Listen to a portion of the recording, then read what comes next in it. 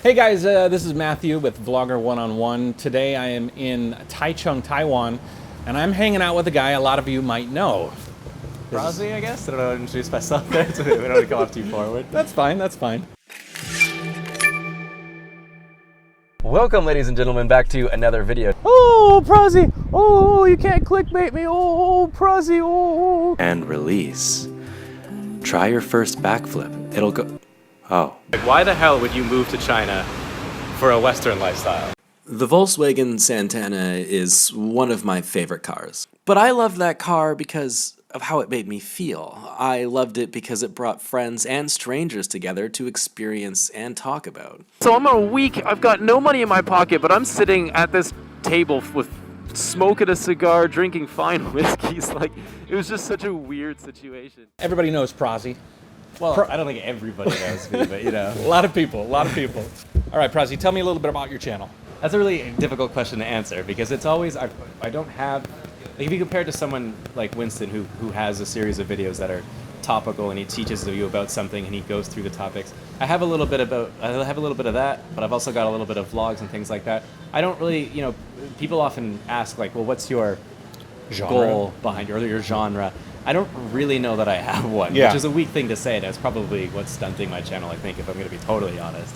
But I think it's just, if I were to think of a blanket statement, just generally about life living here abroad and, you know, the good things and the bad things, and not necessarily all about the topics, but how it can make you feel and how it can change you and things like that, and the stuff I went through and am going through, I guess. When did you get started?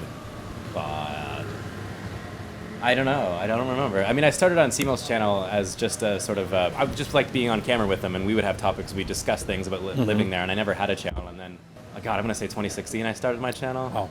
Yeah, a lot of people are asking for it. Now a lot of people are asking for it to stop. So. Was Matt the reason that you got... Matt is Lawai86, Sea-Milk, a lot of people know him as. Is that why you got started? Was that like, okay, this is kind of an interesting thing, these videos, I'm going to start doing my own thing? Or was it something that happened before? Or was, you know, why did you actually start your own channel? Well, I mean, I knew Simo for a while, and then all of a sudden we just decided to sit down and do a video, and I thought it was kind of fun, and so I kept filming with him again and again and again, and people liked what we had going, and they liked the chemistry, and they liked, you know, some of the things that we were doing, and then more and more people kept asking for my channel, and I was hesitant at first, because I was like, I don't know if I have enough to say where people would actually want to watch it, you know what I mean? It takes a lot of, I don't know, how would you say, like, it takes a lot of, I don't want to say courage, but you really got to know that you have something to say before you open up a channel. So I was kind of hesitant, but that's, yeah, so I did it because people wanted it. Would you think it's sort of narcissism? Like, you got to be sort of like, I think somebody out there wants to hear what I have to say. Well, sort of. I mean, sort of, because you look at a lot of other channels about living abroad, and a lot of it is, like, sugar-coated and blowing, you know, glitter up your ass. I don't know, I'm sorry, I don't mean to... No, that's okay, man. About living abroad and how great it is, and it's amazing, and this new experience and all these other things. And like a part of it, yeah, of course, living abroad is really great fun, but there's a lot more to it that I think people kind of shy away from showing. Okay. Lest they look, you know, like a negative dick, I guess. So I guess if there was a goal to my channel, it sort of filled that void, I guess. Well, I've found, like, I've been watching you for a while, and when I look at your videos as opposed to, like, I just juxtapose them to Winston and Matt, just because the three of you kind of have been doing this sort of as a project. You're kind of interwoven a little bit. A little bit. We're friends. Yeah. Friends. So, and so when I watch your videos, it's very matter of fact, and it's very like you can really get in tune with what you're feeling inside when you watch those videos. It's like you're not putting on a persona at all. No, I don't. You know, and like the video that you were talking about, why you moved to China in the first place, and it felt like I think a lot of people that might watch his videos might feel like a real connection with you personally, because you kind of reveal the good, the bad, the ugly, you know, everything. And it's very, like, casual the way that you talk about it, so it's interesting. Yeah, fair assessment. Will you take that? Yeah. Background. So you were how many years in China? 4. 4. Yeah. And where are we now? Taiwan? How long have you been here? Since November, so almost a year. Okay. Yeah. And what prompted you to move to Taiwan? Oh God. I gotta be careful with these answers. Okay, yeah. Yeah, I mean, China just isn't a place where you can really settle down. I mean, I shouldn't say that. There are people you can if you want to. There really isn't a whole lot to keep you there. It's sort of a temporary place, at least Yeah. in my mind, you know. And Taiwan just has a better quality of life. I mean, people always argue that, oh, but you can make more money in China. It's like, fine, but why would you want to live Yeah, there? Like, yeah. it's cleaner here, and it's just that the quality of life is better. And I don't know, I'm just kind of getting, I made a video about this as well, but I think I got what I wanted from China. I fulfilled that sort of need, and I was looking at other places, and people started recommending Taiwan. And, yeah, I think that if you do end up living in China, you're a sort of a type of person that enjoys putting yourself in unique situations. Like you could travel in Europe, like you could live in London, and you could live almost identical to the way that you live in the States. Sure, you know, you'd exactly, feel yeah. very, very comfortable. Yeah. But you're really putting yourself out there when you move to China. It's a different place. That's a really good point, because it is almost always an adventure. The problem with being there for so long is, like, you don't want to be on an adventure all the time, every day. It gets Yeah. really tiresome. Yeah. You know what I mean? You'd like to have some stability, some sort of home to go to. Like, at least you know that nothing's going to fall apart. My kitchen's not going to explode today, and then tomorrow, my bike's gonna blow up. Or like things, it was just 4 years of nothing working and fun adventures, but you can't do that every day. It's annoying, and Taiwan provides a pretty good balance, I'd say. In China, you lived. Where did you live? For my first year, I lived in Henan, which is a central province. It's okay. Yeah. And then I moved down to Guangdong province in Huizhi city. Okay. So Guangdong. Humid. it's very humid. Yeah. But it's nice. I mean, if you're gonna choose a province, that one's nice. I mean, Shenzhen is one of my favorite places great, in all yeah. of China. Salaries are high, and I think the quality of life is better, I would say, than other provinces, excluding special places like Shanghai and Beijing, which are sort of their own thing. But yeah. What's interesting is that you have 37,000 subscribers, but your view count is quite high.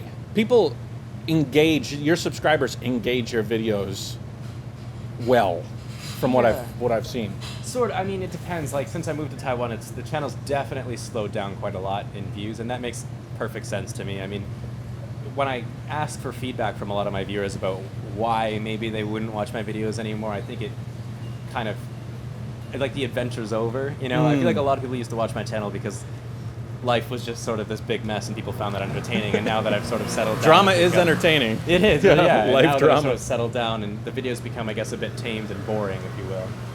People just don't care to watch it. But yeah, I mean, I'm proud of the views I get. I'm really happy that I have the view base, the people that watch my channel, because they do offer up quite a lot of support. Like, when you're having a bad day and you go through the comments. Oh, it's amazing. Yeah. No, I mean, the negative is, at least on my channel, is very few and far between. The Yeah. people that are like part of your team, part of your tribe, are like really supportive. yeah, it's amazing knowing they're back Yeah, there. yeah. Yeah, exactly. It's funny having a channel, like, you'd think like it's all about you putting everything out there. You're putting all the content out, and but there's so much more that comes back at you. You know what I mean? exactly, From yeah. the people and the response from everybody viewing. It's amazing. Yeah. So you kind of gave me an elevator pitch. If you walked up to somebody in the bar and you were trying to tell them about your channel, you would say it's a potpourri of life.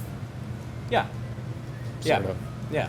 I should sit down and really, like, specify Hash it that out. more so I know what I'm actually doing. But I mean, I guess that's another point of my channel is I have no idea what I'm doing all the time. That's cool too. People Yeah. enjoy watching somebody try and figure life out. Yeah, Yeah. makes sense. Yeah. Now that you're in Taiwan, things have shifted for you. So course, you yeah. used to upload content how often, and now how often do you upload content? No, that hasn't changed. It's always been once a week. Once a week. Yeah. Now it's every Tuesday. And is it all like narrative stuff? Like you're talking about certain topics and your opinion of those topics, and how do you choose those topics? That's a good point. How do I choose them? I mean, oftentimes I'll just be in the shower and I'll get this thought, and then I'm like, oh yeah, and then I'm like racing to my computer all wet, like typing down the ideas. But yeah, I mean, sometimes it's about a topic. Yeah. I would say most of the time, because I think like, if you're gonna get on YouTube, one thing you really have to come to terms with is that no one gives a shit about you. You know what I mean? I feel like people watch a lot of those popular vloggers like Casey Neistat, Casey or Ben Neistat, and they're Brown. like, oh, I can do that, and they start Yeah. filming and they don't get any views. They're like, what the hell? It's like Yeah. because no one actually cares about you. Yeah. So it's hard to put out vlogs because no one gives a shit. They really Right. want to know about something. They're there to learn something. They want to get something from you. For sure. So, I do have those selfish vlogs where it might be me going out somewhere and seeing a new place, or me and Christine going to find a new place in Taiwan or something like that. But yeah, I think oftentimes I try and stick to topics or something I care about as often as I can. I'm in the opposite. I'm traveling, so like my stuff is very linear. It's like I'm going and living this day. So it's, if the people don't like me or know me, it's very hard to retain their attention. Yeah. You know what I mean? No, I didn't mean like. No, you're a piece of I'm shit. not. No. Bastard. All right, Yeah. this is over. No. I'm just saying that's one thing I deal with. I think I could probably have a stronger view count if I was like, this is what this hamburger tastes like, or this is what this place does, or this is what this place. But instead, it's like a hodgepodge of a bunch of different topics every day, and it's something that I have to deal with. All YouTubers probably have to deal with that, trying to delineate between your personal life and your personal wants and desires and what you guys want and desire to hear about. Exactly. Yeah. Yeah. Somebody's going to go to your channel. They're going to punch up Prozzie. And what video would you recommend them to watch so that they can get an idea of what your channel's about? Like, what would be a okay, if you watch this video, you understand who I am, what I'm about, and you'll either like it and join or not, and don't waste your time. Yeah, that's another good question, a complicated one, because they're all so different. Right. You know what I mean? Like when I watch a Jayo video or a Winston video or a C-Milk video, like I know it's from that channel because of the style and the way that you edit and produce your videos, right? Yeah. But mine are so different all over the place. It's kind of hard to say, well, this one is a good representation of my entire channel. Okay. But I think one I'm particularly proud of is called "Why Did I Live in China for So Long?" You did that one here in Taiwan. I did, but I used, but it's sort of a voiceover thing. So Yeah. I'm not actually like really in that video. Okay. I just narrate it. You're just telling the story. Yeah, I narrate something I wrote and Okay, Yeah. cool. Vloggers out there, they want to know what other vloggers are using to record so that, some guys I met, they only use their phone. And it was interesting to talk about, okay, this guy only uses his phone. A lot of people might be watching and feeling like I need a big rig or I need all this equipment. What do you use for your videos primarily? What would be your primary mode of recording? if I'm doing my moto vlogs, I use a GoPro Hero 4 and just like a simple lav mic that I hook up to my helmet. And then for vlogging, iPhone. Okay, so there you go. Because I don't have money for cameras and all that kind of nonsense. People never notice. Like, this is one thing I love watching C-Milk do, is like he'll get this new camera, Oh, he's so gosh. excited, and C-Milk's he's a go-getter, right? Yeah, And he yeah. likes to learn all these new things, and For he's sure. very good at doing it. And no one notices when he gets a new camera. It's literally he gets all frustrated because you can't tell the difference. But yeah, so I just use an iPhone. It works. And for anyone else that's out there that wants to start doing YouTube videos, don't invest in a camera yet. Yeah. Just use your phone. Just camera. use your phone. And then figure it out. And then if you think, hey, this is something I want to do, get a camera. Right. Because you're going to find out if people like your stuff by the way that you present yourself and the way that you tell your story. Yeah, no and one cares that Nobody it's 4K cares, and- especially yeah, when yeah. it's YouTube, Yeah. It's very, like this camera here is a fairly simple rig, The compared to what G7X, other right? people use. Yeah, the I G7X. like that. I was gonna get that if I was gonna get the Sony RX 100 Mark. They have a 6 now. But there's no touch screen. I know. Gotta I have the know. touch screen. Yeah, but that's something like that's fine. So yeah, that's all I use. Just those two things. Yeah. You're here. You've taken kind of a big life step yourself. Mm-hmm. What is the future of your channel? I mean, where do you want this to go? Where is Prozzie's YouTube channel going in the next 5 or 10 years? What can people out there expect? Yeah, I know. But see, from the beginning to the middle to now, I have never ever thought about that. I just make videos, and then people are like, "Haha, that was good stuff," I think ideally, if I could do it, ideally, I would love to be a YouTuber, and only a YouTuber. Like if I could quit my job and do videos full time, I totally would. Yeah. But for now, I simply don't make enough money on it to just do that. Yeah. And I work 6 days a week now, so it's kind of hard to get videos out. What do you do? I just teach. Right. Yeah, but it's still busy, having to work all that much. Yeah. Which is a giant excuse. People are but yeah, I think ideally I would love to do it as a job and then really make a video that I properly care about and have the time to sit down and write a script and do the edit and release it feeling good about it, because I don't know about you, but I hate feeling rushed to make a video, and then you release it and you're like, man, and you're not proud of it, and you know that you didn't put all your effort into it, and you don't know if people can or can't see it, but you know what I mean? Do you ever feel like that when you rush a video and you're like, it's but like you have to get it out? It's like a double-edged sword, because you could take months on a video. You know what I mean?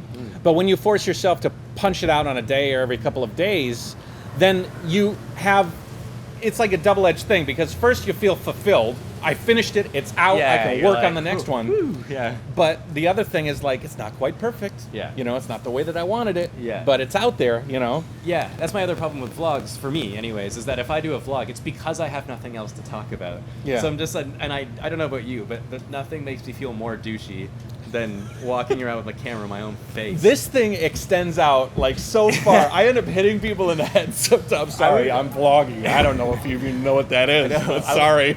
I would get so self-conscious, I would, like, just put it on the ground and pretend I was blind, and then when people aren't looking, I'd, like, whip it back up and start talking again. Why am I seeing the upside of Prozzie's nose? You know, the other side of Prozzie's nose all the time. Exactly. So, I mean, yeah, that's the problem with vlogging, is I don't typically care about myself enough to make a video about my day, because typically it's not that interesting. You know, I go to work and I come home and I drink and fall asleep, you know? Well, I mean, you were talking about the GoPro Hero. That's for when you're riding and doing a moto vlog. Yeah. And so that sort of takes all the self-consciousness out of it. That's exactly why I love got a helmet motovlogging. over No one you. knows you're doing it. Right. Yeah, exactly. Yes. You're just riding and talking. Yeah, exactly. That's why I love motovlogs. I'll have to bring those back on the channel. So. If on your channel, how many videos do you think you have about? God, I don't know. What percentage of those would be motovlog as opposed to outside vlog? 50-50 or 20%? 20% moto. I think I stopped for a while because the motovlog type of videos Format. have been kind of dying in views lately, so I sort of stopped doing it. But I shouldn't have done that, because people actually really enjoy it. So. Yeah, it's so weird to see, like, what people like and dislike. We were just talking earlier about a comment I received on my channel where the guy was saying, you know, you travel too slow, so your videos therefore are not as good as other people's videos. Like, that was his personal view of my video, and therefore it should be everybody's view, you know? So you've got, like, these weird fluctuations in what people like and what people don't like. Of course. I mean, and yeah, it's exactly what I said to you. If you're going to be putting yourself online, you are going to get people that don't like you. I guarantee when you release this video, there's going to be someone who's like, I can't believe I lost so much respect for you. I unsubscribed. Yeah, exactly, because yeah. you met up with Prozzie, and it's just like, whatever. So, but I mean, I think that it's easy also for YouTubers to focus on those negative comments. Right. Because like one negative comment can fuck up your whole day, but you ignore all the amazing things that people I know. are saying. You know what I was mean? in a It's just taxi cab on the psychology. way here, like, well, just because I'm not riding around the world as fast, and I'm like, oh, what am I doing? Exactly, What am I because that doing? guy is sitting all the way across the world, Right. not thinking about it at all, Right. and you're just sitting there all angry at this guy. You know what I mean? You know. Yeah. Well, I mean, if you want to learn the ins and outs of Prozzie's experience in China and now in Taiwan, I think it'd be really cool to go and check out his channel, give a shout out from the Gio Nation, and I think you'll really get entertained by the way you're like a storyteller, basically. You know, I hope like so. I don't know. I mean, it's true. I do enjoy his style of vlogging and his style of being a YouTuber, and I think you will too. And give him a shout out from the Gio Nation, and thanks for talking. yeah, thanks for having me. It's super good to finally meet you. We've been we knew of each other for years and years and years now. It's the first time we've actually been able to meet. And especially here, like we've been just missing Just each missing, other exactly, yeah. like 5 or 6 times. So Yeah.